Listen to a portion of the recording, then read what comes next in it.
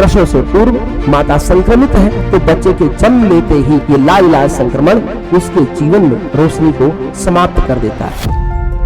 जानते हैं सुरक्षित मातृत्व के लिए, एक शिशु के नवजीवन के लिए हमारा संकल्प कैसा होना चाहिए, हमारी अवेयरनेस कैसी होनी चाहिए और इसके लिए क्या क्या जरूरी है, वो सब कुछ आपको इसी वीडियो में हम बताएंगे कि किस तरीके से जन्म के समय माँ शिशु में उस संक्रमण का खतरा होता है, उससे दृष्टि दोष हो जाता है। हम यह भी समझेंगे कि दृष्टि दोष से एक संतान अंधी, लूली, कमजोर कैसे जन्म लेती है। एक अनसुना संक्रमण जो आपके शिशु की पूरी दुनिया को अंधेरे में डाल सकता है, पर इसे रोकना मुमकिन है।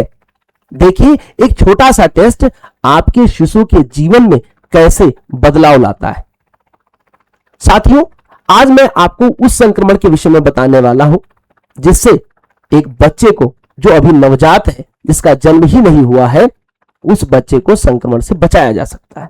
अक्सर माता पिता क्या करते हैं कि उन्हें नहीं पता होता है कि जो बच्चा जन्म ले रहा है वो अंधा, लूला, बहरा या उसकी रोशनी चली जा चुकी है। आखिर ऐसा क्यों होता है? कभी कभी परंपराएं हमारी बातों के आड़े आ जाती हैं। हम परंपरावादी सोच वाले हो जाते हैं और जिससे हम इसको मानने से इनकार कर देते हैं। लेकिन वास्तविकता यह है, यदि प्रसव से पूर्व माता संक्रमित है तो बच्चे के जन्म लेते ही ये लाइलाज संक्रमण उसके जीवन में रोशनी को समाप्त कर देता है। आइए जानते हैं सुरक्षित मातृत्व के लिए, एक शिशु के नवजीवन के लिए हमारा संकल्प कैसा होना चाहिए, हमारी अवेयरनेस कैसी होनी चाहिए और इसके लिए क्या क्या जरूरी है, वो सब कुछ आपको इसी वीडियो में हम बताने वाले हैं। इस वीडियो में हम बात करेंगे कि किस तरीके से जन्म के समय मां शिशु में जो संक्रमण का खतरा होता है उससे दृष्टि दोष हो जाता है। हम यह भी समझेंगे ये दृष्टि दोष से एक संतान अंधी, लूली, कमजोर कैसे जन्म लेती है। आपको पता है इसका कारण क्या है? इसके कारण के पीछे छिपा है माता का संक्रमित होना। माता की योनि से स्राव बच्चे की आंखों में जाने से वह आजीवन अंधा हो सकता है।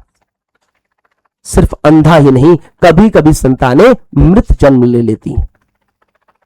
कारण साफ है कि यदि यौन संक्रमण है माता को गर्भधारण के समय या गर्भधारण से पूर्व, तो उसके बच्चे में ये खतरे हो सकते हैं, क्योंकि माता की योनि से जो निकलने वाला स्राव है बच्चे के जन्म लेते समय यदि वो आंखों में चला जाता है तो इससे बच्चे के जीवन में रोशनी समाप्त हो जाती है।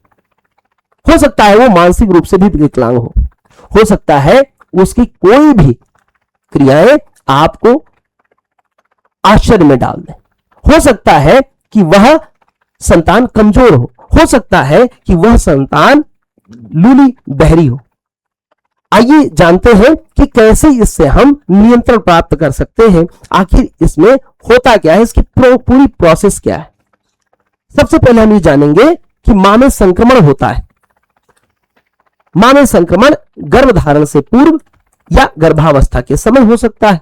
अगर मां संक्रामक है तो फिर क्या होता है, जन्म के समय अगर संपर्क होता है कि संक्रमित माता की योनि से निकलने वाला स्राव यदि बच्चों के आंखों में जाता है तो इस कारण से बच्चे में जो प्रभाव होता है वो उसकी दृष्टि पर असर डालता है। वह दृष्टि दोष के रूप में सामने आता है। दृष्टि दोष में क्या क्या चीजें? आंखों में जलन, आंखों में लालिमा और संक्रमण बढ़ने पर दृष्टि हानि, मतलब उसकी दृष्टि ही चली जाएगी। अब बहुत लोग इसको परंपरावादी सोच से मान सकते हैं, लेकिन इसमें अवेयरनेस की जरूरत है। इसमें हमें डॉक्टर से संपर्क की जरूरत है, और डॉक्टर से संपर्क इस बात का कि हम निरंतर चेकअप कराते रहें और डॉक्टर हमें इसके लिए अवेयर करता रहे। अगर मां संक्रमित है तो पहले से जानकारी हो जाएगी, और जानकारी होते ही हम उसके लिए जो भी उपयुक्त उपाय है वो डॉक्टर के संपर्क में रहने से कर सकते हैं, जिससे आने वाली संतान का जीवन रोशनी से भरा हो। वो हमारे लिए और अपने पूरे जीवन के लिए कभी भी एक बोझा न बने। इस बोझे को कम करना है, इसके लिए जरूरी है कि हमें अवेयर होना पड़ेगा। बात आती है कि आखिर में सुरक्षित मां और स्वस्थ शिशु के लिए कैसे जागरूक बने। तो भाई गर्भधारण से पूर्व हमको बहुत सारे चेकअप होते हैं। इस चेकअप को हम स्टेप वाइज आपको समझाएंगे कि आखिर में सबसे पहला कदम क्या उठाना चाहिए। पहला कदम है कि गर्भावस्था से पहले स्वास्थ्य जांच होनी चाहिए।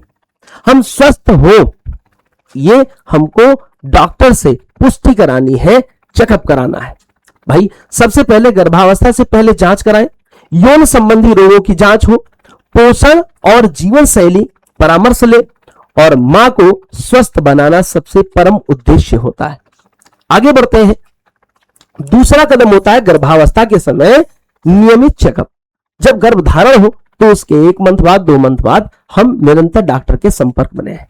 फिर है शिशु विकास की निगरानी होनी चाहिए, जटिलताओं की जल्द ही पहचान कर ले। नियमित स्वास्थ्य से क्या होता है कि हमारा बच्चा स्वस्थ होता है। अब बात आती है तीसरे कदम की। अगर हम सही समय पर दवाएं और इलाज करते हैं तो जो सप्लीमेंट्स और दवाएं मिलती हैं उससे मां और शिशु के संक्रमण का खतरा कम हो जाता है। साथ ही साथ हम यह देखते हैं कि मां के संक्रमित होने से बच्चे में संक्रमण पहुंचने को हम रोक सकते हैं। हम यह भी सुनिश्चित कर सकते हैं कि आंखों के संक्रमण से बचाव कैसे हो सकता है। अब हम यह भी समझेंगे कि भाई कैसे एक सुरक्षित मातृत्व और प्रसव के बाद बच्चों के किस तरीके से केयर करनी चाहिए। यदि डॉक्टर ने आपको सही राय दी है, सही मशविरा दिया है और आप बेझिझक होकर के उससे अपनी बात कह पाते हैं तो आपके जन्म लेने वाले बच्चे, नवजात शिशु के जीवन में रोशनी होगी। आप इसे ज्यादा से ज्यादा लोगों तक शेयर करें ताकि एक शिशु और एक मां दोनों को सुरक्षित वातावरण मिले, एक नए बच्चे को नई रोशनी, नया जीवन मिल सके। धन्यवाद।